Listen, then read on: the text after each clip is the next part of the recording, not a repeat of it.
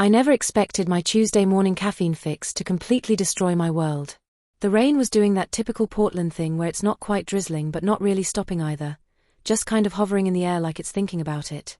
I ducked into Brew Harbor Cafe, this little place I'd been meaning to try for months but kept putting off because, honestly, I'm creatures of habit and my usual Starbucks was 2 blocks closer. The cafe had that cozy, lived-in vibe that screams local business trying really hard, mismatched furniture, string lights everywhere, chalkboard menus with way too many specialty drink names. I was digging through my purse for my wallet when I heard a voice that made my blood freeze. "What can I get started for you?" I looked up, and there he was. Evan. My brother. The brother who'd been missing for 10 years. He was wearing a green apron and had this casual smile plastered on his face like he served coffee every day of his life. His hair was shorter, darker than I remembered, and he had some scruff going on, but it was definitely him. Same eyes, same crooked smile, same scar on his chin from when he fell off his bike at 8 years old. For a second, I couldn't breathe. I just stood there staring like an idiot while other customers shuffled behind me, probably wondering why the woman in the soggy jacket had turned into a statue. "Miss," he said, and his voice had this practiced patience that baristas develop when dealing with spacey customers. "What can I get you?" "Evan," I whispered. His expression didn't change. Not even a flicker. "I'm sorry, my name's Mark. Mark Harris. Are you thinking of someone else?" The way he said it was so smooth, so natural, that for a split second I wondered if I was losing my mind. But no. This was my brother.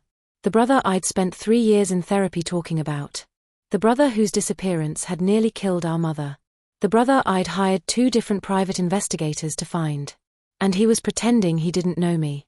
A medium coffee, I managed to get out. "Black. Coming right up."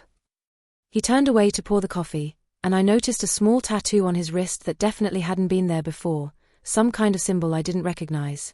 My hands were shaking when I paid. He handed me the cup without making eye contact, and I practically ran out of there.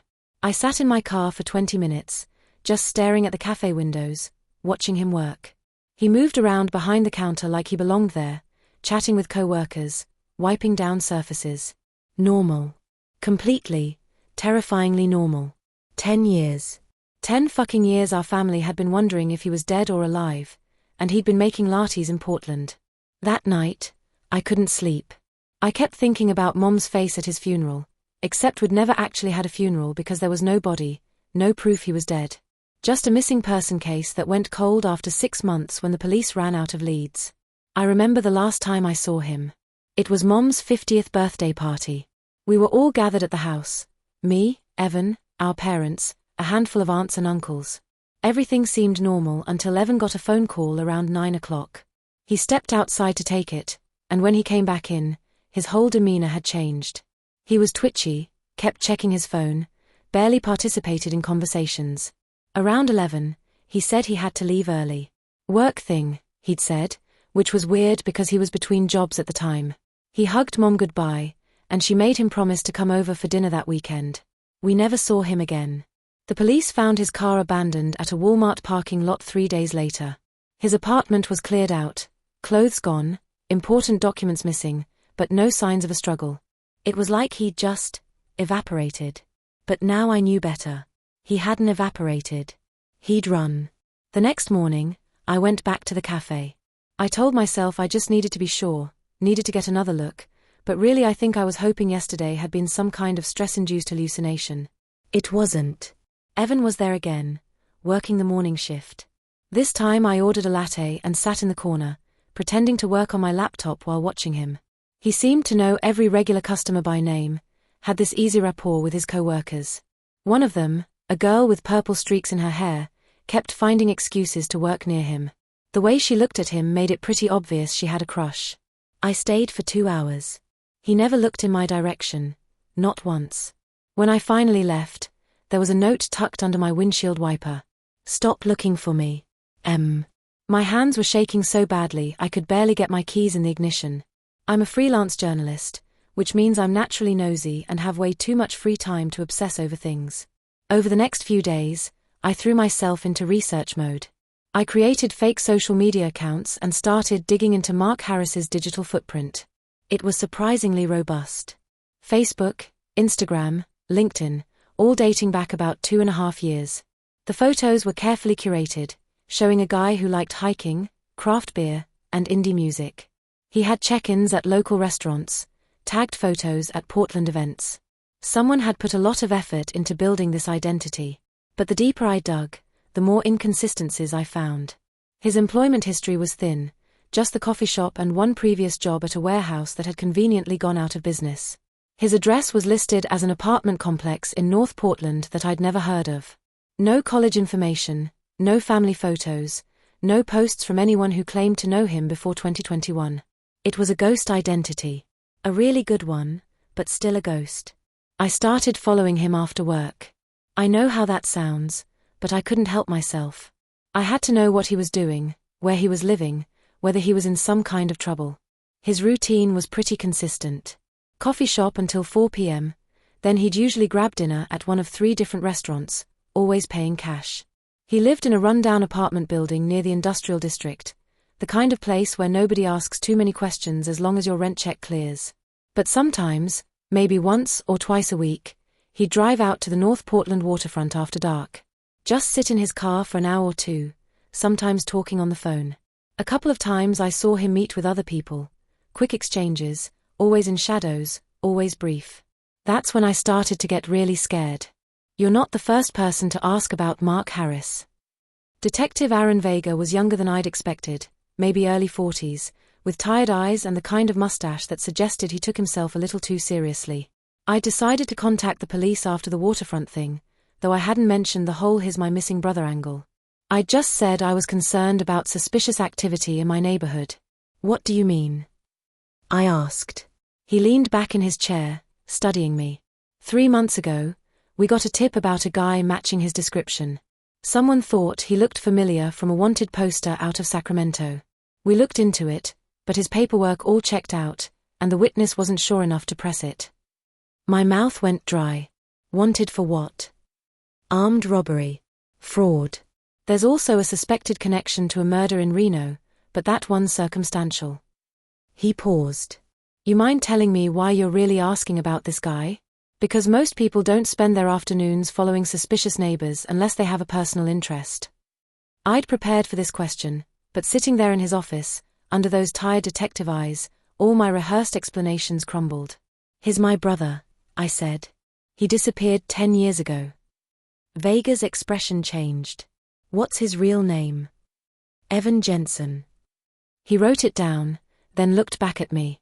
And you're sure this Mark Harris is actually your brother? Positive. Why didn't you approach him directly? I almost laughed. I tried.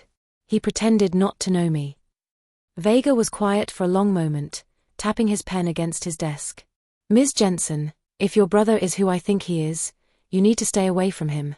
Far away. The people he's associated with, they don't leave loose ends. What people?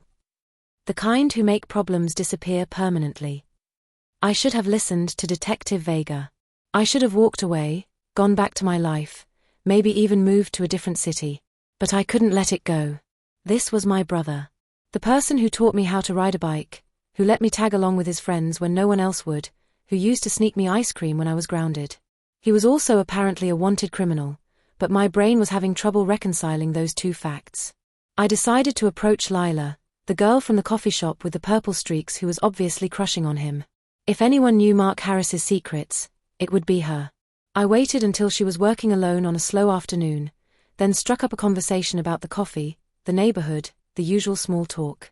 She was sweet, maybe mid-20s, with a kind of earnestness that made me feel guilty about what I was doing. I'm thinking about moving to the area, I lied. My friend Mark said it's a great neighborhood. Mark Harris? He works here. Her face lit up immediately. Oh, you know Mark. Yeah, he's great. Super sweet, really smart. He actually just got promoted to shift supervisor. That's awesome. How long have you guys been friends? About 6 months, I guess. He started here right around when I did. He's kind of mysterious, you know? Doesn't talk about his past much, but has got these interesting stories about traveling around the country. She leaned closer conspiratorially. I think he might have been in some kind of trouble before he came here. Nothing serious, she added quickly, but he's got these scars on his hands, and sometimes he gets these phone calls that make him all tense. My stomach dropped. What kind of phone calls? I don't know. He always steps outside to take them, but when he comes back, he's different. Quieter. And he's really careful about money, always pays cash, won't even get a credit card. Says he doesn't trust banks. She shrugged. I figure everyone's got stuff they're running from, right? If only she knew. Breaking into Evan's apartment was probably the stupidest thing I'd ever done, but I was way past caring about stupid at that point. I waited until I knew he was working a double shift at the coffee shop, then used the lockpicking skills I'd learned for a story I'd written about home security. His apartment was sparse, almost militarily neat. Basic furniture, no personal touches, nothing that suggested someone actually lived there. But I wasn't looking for homey decorations. I found what I was looking for in a showbox under his bed. 3 fake passports, all with different names but all with Evan's photo. Stacks of cash, had to be at least $20,000. A burner phone with dozens of text messages from numbers I didn't recognize, most of them in some kind of code. And at the bottom of the box, old family photos. Christmas mornings, birthday parties, vacation snapshots from when we were kids. There was one of me from my college graduation, except my face had been crossed out with red ink. My hands were shaking as I took pictures of everything with my phone. The text messages, the passports, the money. Evidence. But the photo with my face crossed out, that one I took with me. I was almost out the door when I heard footsteps in the hallway. Keys jingling. My heart stopped. Evan walked in just as I was trying to shove the showbox back under the bed. We stared at each other for what felt like an eternity. Hey, Clara, he said, like we were meeting for lunch. No surprise, no anger.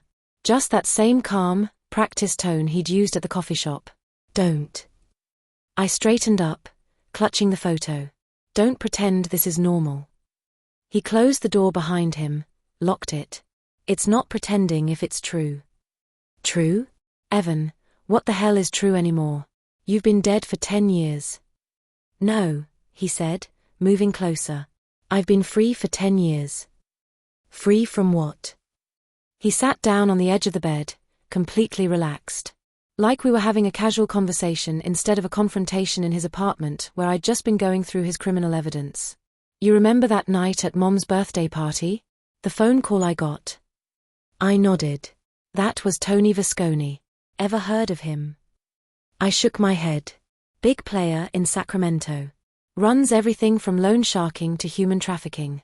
I'd gotten mixed up with his crew a few months before that. Started small, moving some packages, collecting debts.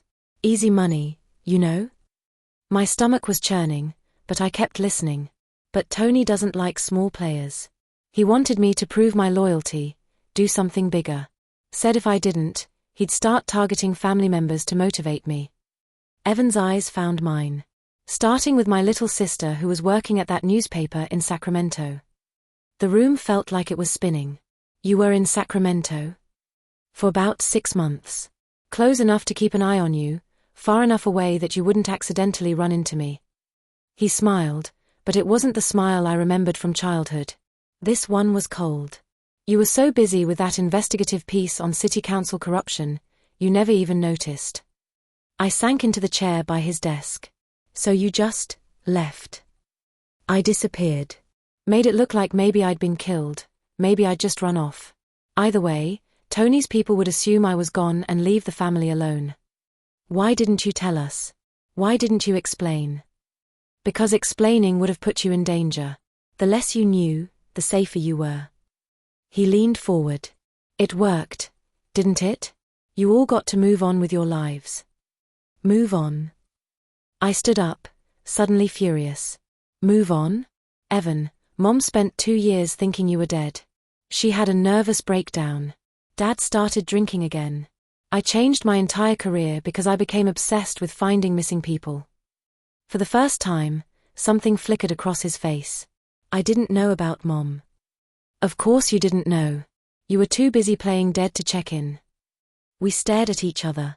Outside, I could hear traffic, normal city sounds.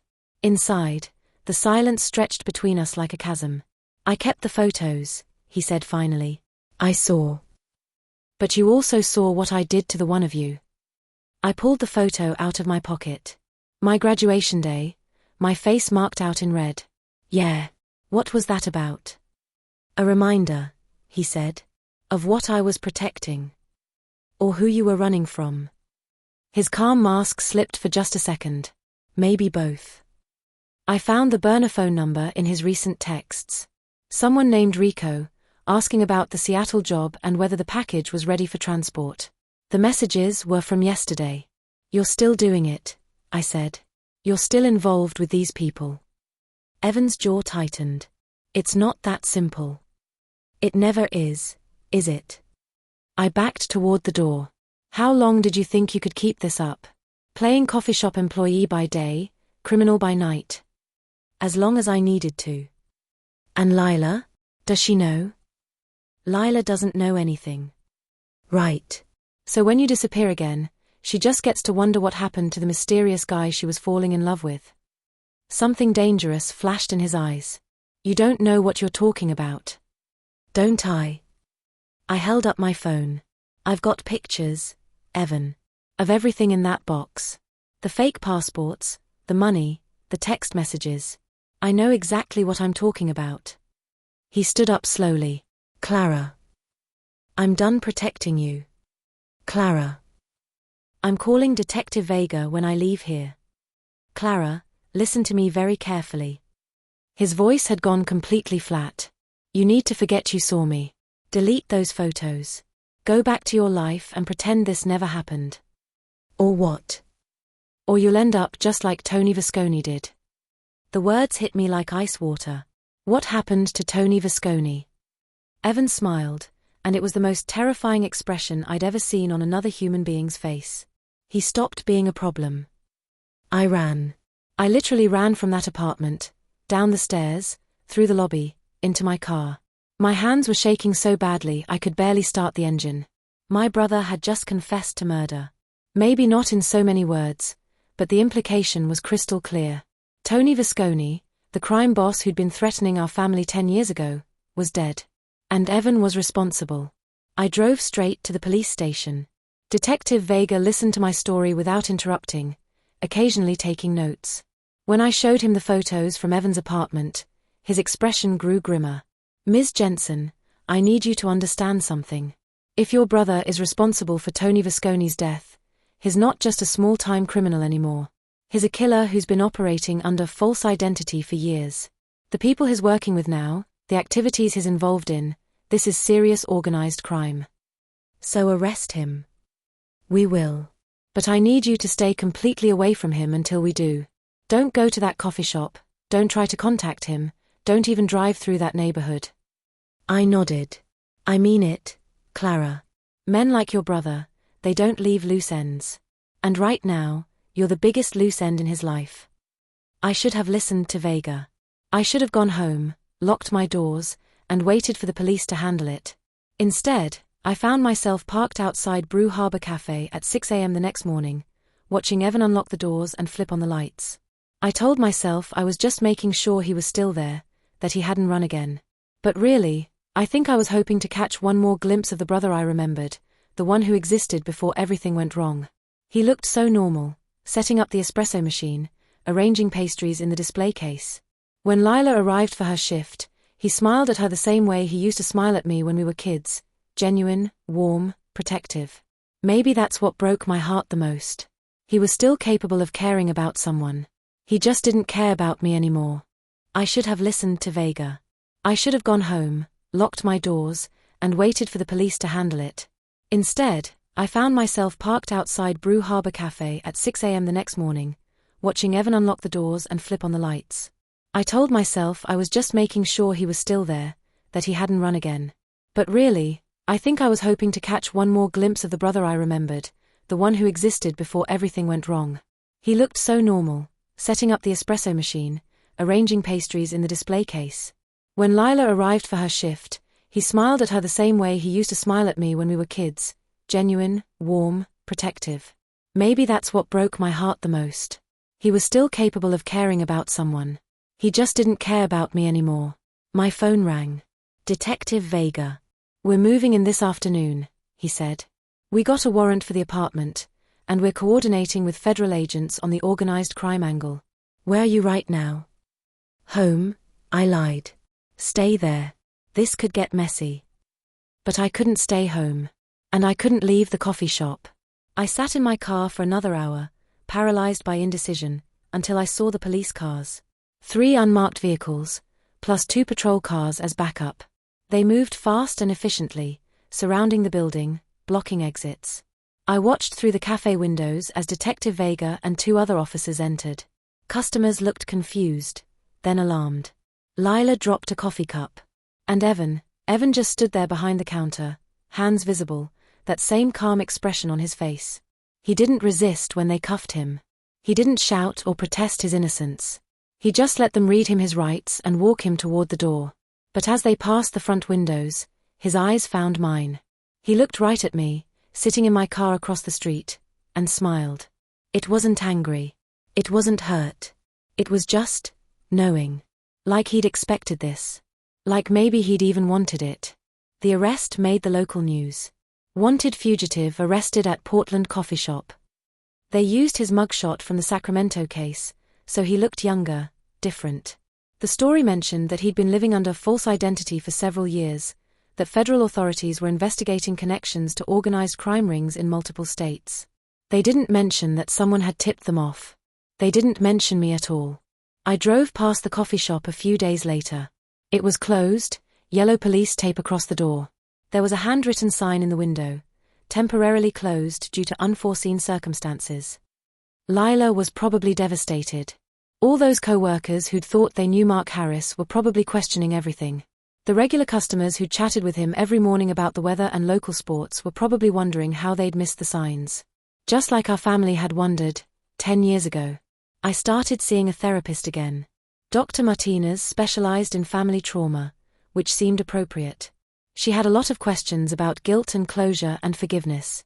"Do you feel responsible for what happened to your brother?" she asked during our 3rd session. "Which part? The part where he became a criminal, or the part where he got arrested?" "Either. Both." I thought about it. I don't think I could have stopped him from becoming whatever he became. But turning him in. I shrugged. "I'm not sure I had a choice. He threatened me." "How do you feel about that?" "Relieved, mostly. And guilty about feeling relieved." Dr. Martinez nodded like this made perfect sense. "What about your family? Have you told them?" That was the question I'd been dreading. "Not yet." "What's stopping you? How do you tell your parents that their son is alive but is also a murderer? How do you explain that you found him and then immediately had him arrested? How do you destroy someone's hope and relief and grief all at once?" "I don't know how," I said finally. The trial was scheduled for the following spring. Detective Vega kept me updated on the basics. Evan had refused to cooperate with federal investigators, wouldn't give up any information about his associates or ongoing criminal activities. He'd pled not guilty to all charges, but his public defender seemed pretty pessimistic about their chances. "The evidence is overwhelming," Vega told me over coffee. "The fake identities, the financial records we found, witness testimony from Sacramento. Even if we can't prove the murder charge, he's going away for a long time." "Has he asked about me?" "No. He's asked about one person, though." "Lila?" "Yeah. Wanted to know if she was okay, if she'd kept her job." His lawyer had to explain that the coffee shop went out of business. Of course it did. Who wants to drink coffee at the place where a wanted fugitive was hiding out? I felt bad for Lila. She'd lost her job, her co-worker crush, and probably her faith in her own judgment, all in one day. All because my brother was good at lying to people who cared about him. Which, let's be honest, was kind of his specialty. 3 months later, I was still going to therapy and still hadn't told my parents. I'd started avoiding their phone calls, making excuses not to visit. They probably thought I was having some kind of quarter-life crisis, which wasn't entirely wrong.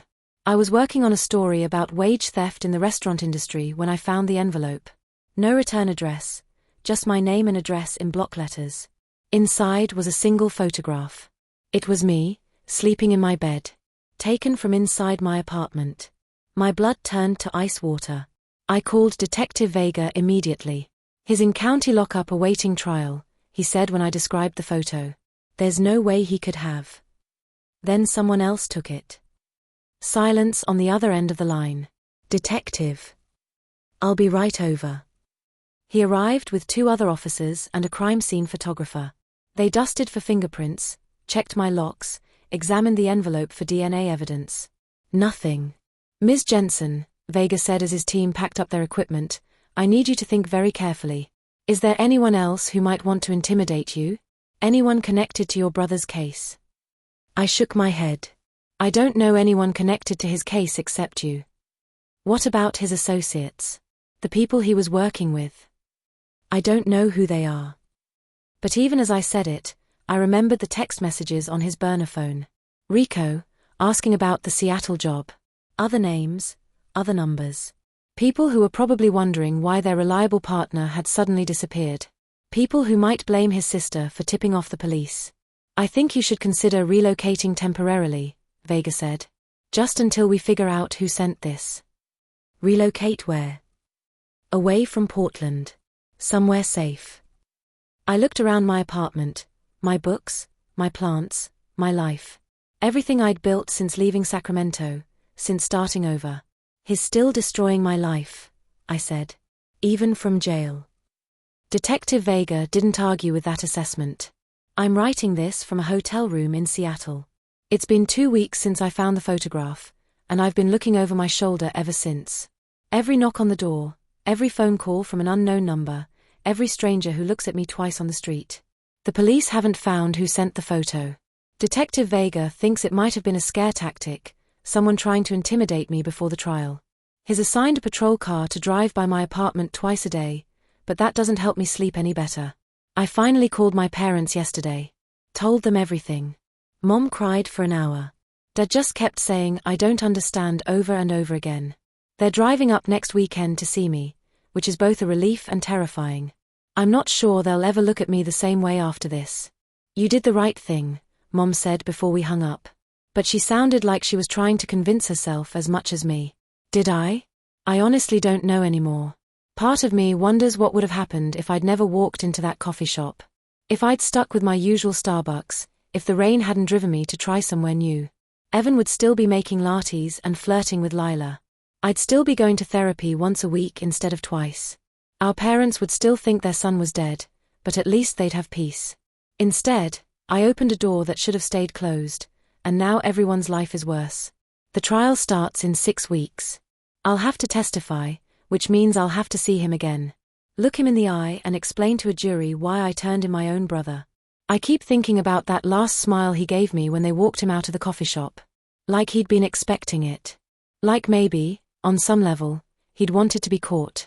Or maybe he was just thinking about what would happen to me afterward. I guess I'll find out. The envelope on my hotel room desk this morning didn't have a return address either. I haven't opened it yet. I'm not sure I want to know what's inside. But I can feel it there, waiting. Like everything else in this story, waiting for me to make a choice that will probably be the wrong one. Some families get happy reunions. Some get closure. We got a reminder that some doors should never be opened, and some missing people are missing for good reasons. I just wish I'd figured that out before I found my brother again.